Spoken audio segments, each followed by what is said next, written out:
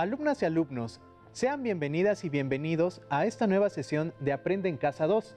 Yo soy el profesor Miguel Delgado, maestro de la asignatura Historia de tercer grado de secundaria, y es un gusto poder compartir con ustedes para seguir aprendiendo sobre la historia de nuestro país.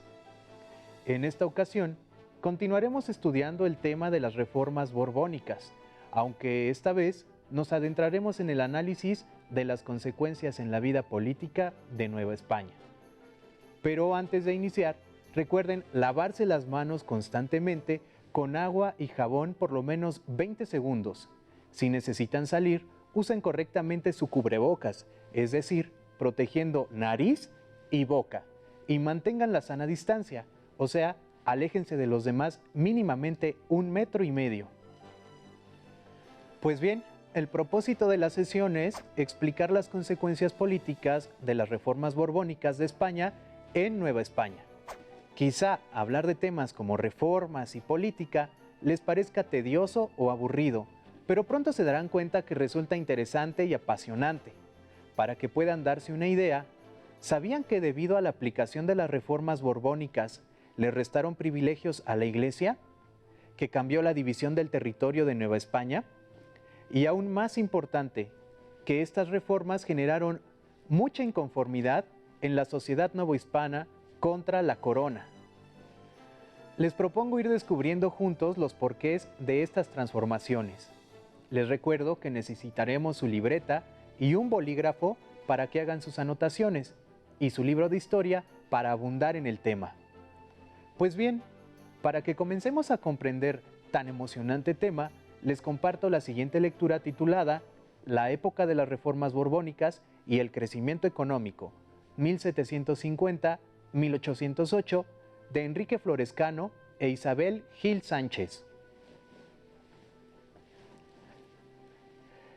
Las reformas que a partir de mediados del siglo XVII comenzaron a implantar los Borbones en todo el Imperio Español buscaban remodelar tanto la situación interna de la península como sus relaciones con las colonias.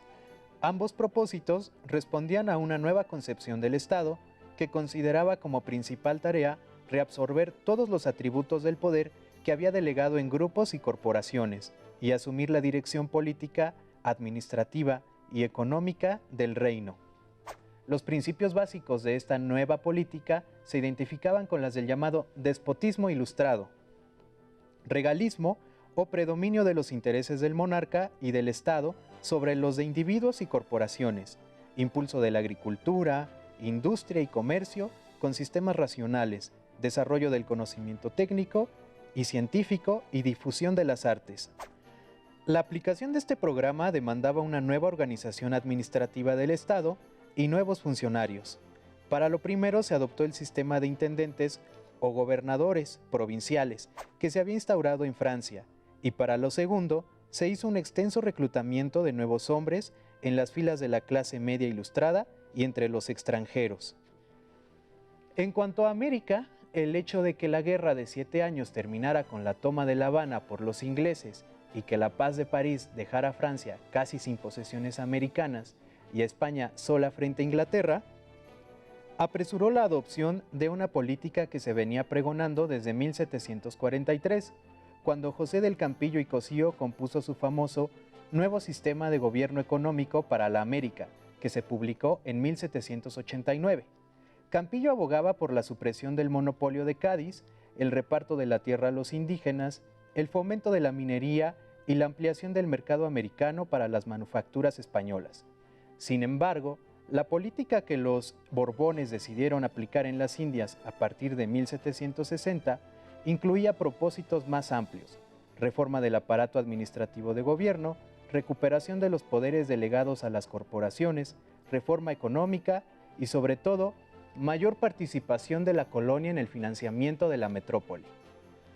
Hasta aquí la lectura. Seguramente identificaron algunos aspectos importantes a destacar que nos servirán para el estudio de nuestro tema. Primero, la necesidad que tenía la corona española de retomar el poder que había delegado en grupos e instituciones y asegurar el control político, administrativo y económico del reino. Segundo, que para lograr lo anterior era necesaria una nueva organización política y territorial. Pero para llevar a cabo estas medidas, eliminaron privilegios, primero de las autoridades virreinales y después de la Iglesia y la Orden de los Jesuitas. Por ello, hubo inconformidad en la población novohispana. Al final, el objetivo que tenían las reformas borbónicas no solo era mejorar la situación económica de la corona española, sino también afianzar el poder político en sus colonias americanas, específicamente en Nueva España, que era la más importante de todas las posesiones de España. Ahora que ya saben de qué hablaremos en esta sesión, profundicemos más al respecto.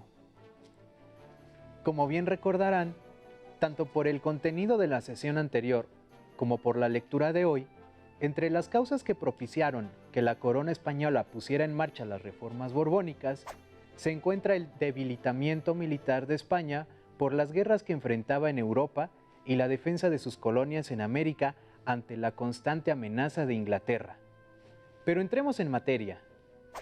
A partir de 1535, cuando se estableció el virreinato de Nueva España, el virrey en representación del rey era la mayor autoridad política, administrativa y militar. A su vez, él nombraba a sus representantes llamados alcaldes, mayores para gobernar las provincias. Ellos y otros funcionarios eran responsables de cuidar los intereses de la corona española, por ejemplo, que le llegara el total del cobro de los impuestos aplicados a la población novohispana. Sin embargo, buena parte de lo recaudado se lo repartían entre ellos. Además, como estos funcionarios no recibían un salario por su trabajo, se les permitía hacer negocios para beneficio personal o familiar. Por ello, los cargos en el gobierno eran tan redituables que se vendían entre peninsulares y criollos. Por otra parte, la Iglesia era la máxima autoridad eclesiástica y junto con algunas órdenes mendicantes, como los jesuitas, lograron un enorme poder político y económico. Esto se explica en buena medida porque la Iglesia se le permitió cobrar y retener el diezmo, cobrar los servicios religiosos y recibir donaciones en dinero, tierras y trabajo. Así poco a poco se fue convirtiendo en prestamista de hacendados, mineros y comerciantes.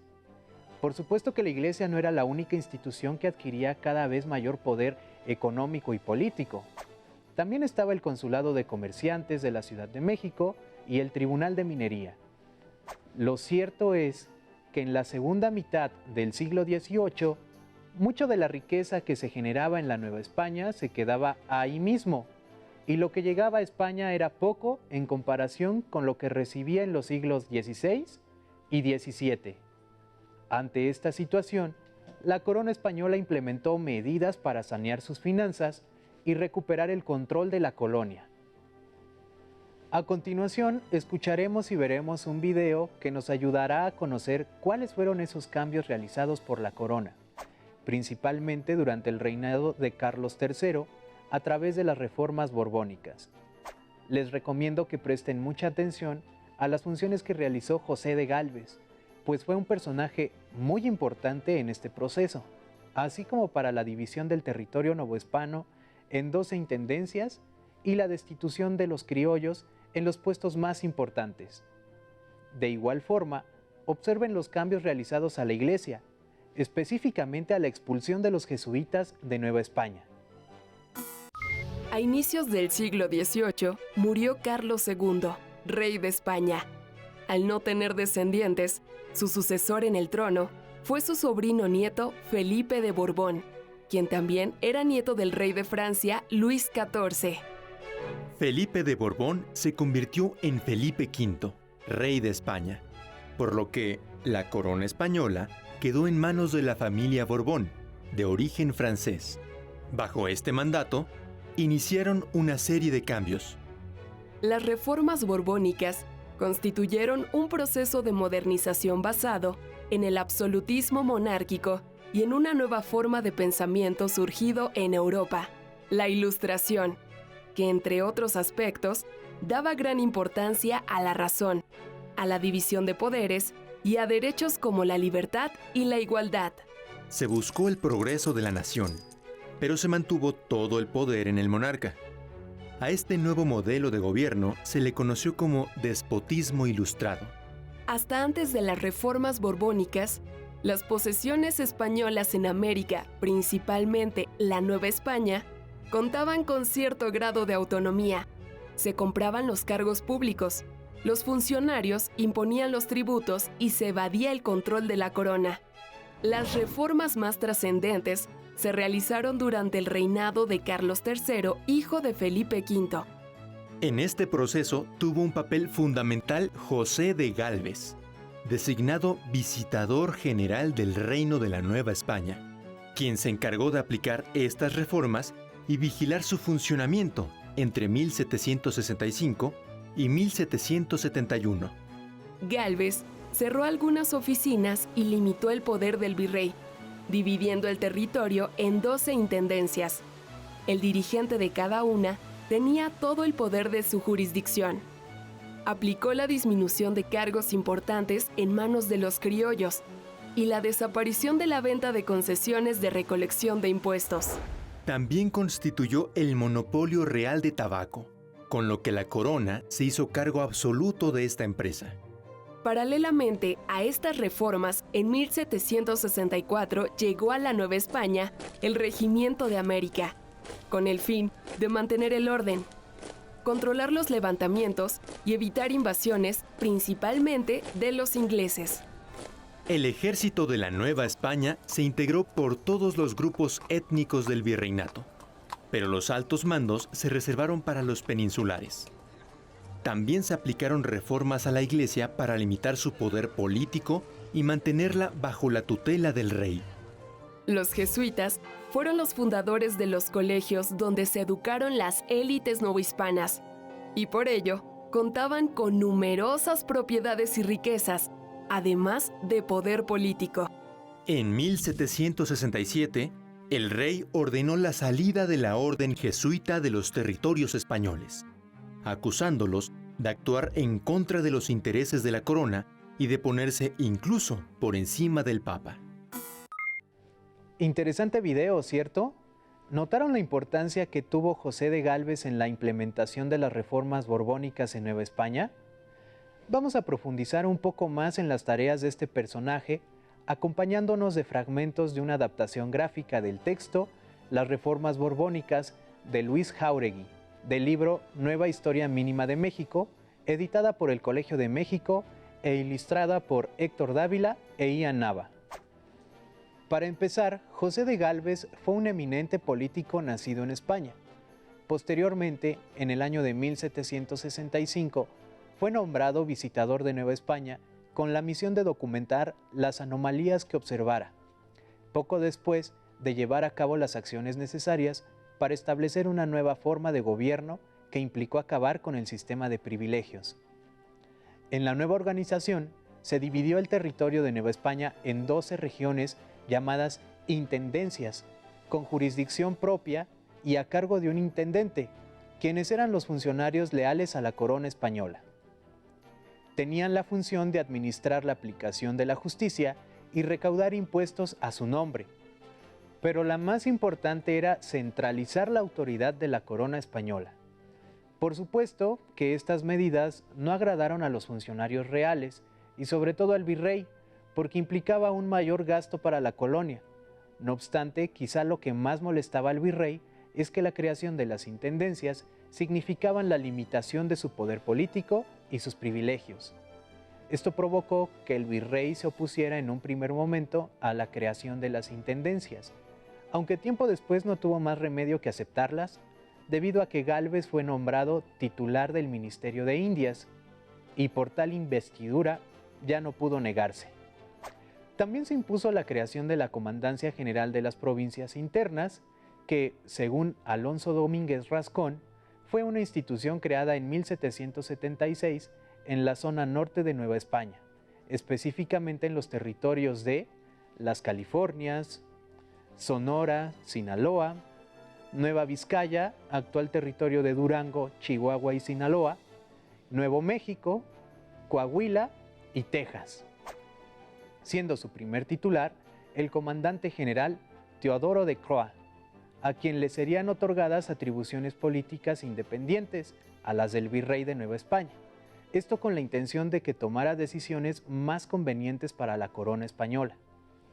Esto ocasionaría que la relación entre la comandancia general y el virrey fuera, como señala Domínguez Rascón, de conflicto, pues el enfrentamiento por el poder político entre estas autoridades era constante.